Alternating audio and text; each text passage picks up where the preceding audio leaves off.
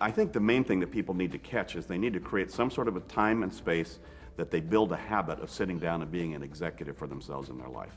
I think that's the most lacking behavior that's on the planet right now, certainly for the professional world that we deal with, and even the personal world. But most of the people who are engaged in this, have a life that's highly busy, highly creative, highly engaged at very high levels, and the most needed thing is to back that world off for at least 1 to 2 hours every 6 or 7 days and go, wait a minute, what am I doing?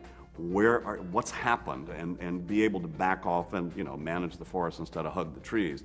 But building in some level of that self-executive, self-examination, reflective time.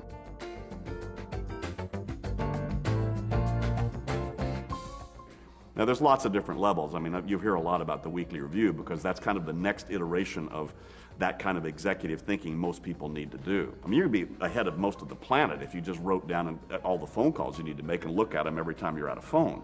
You'd be way ahead of most people.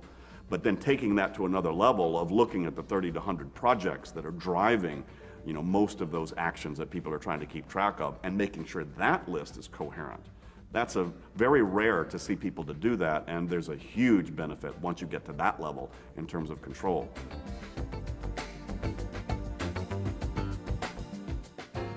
So it's not about a weekly review, it's about how often are you looking at your commitments at what we call 10,000 feet.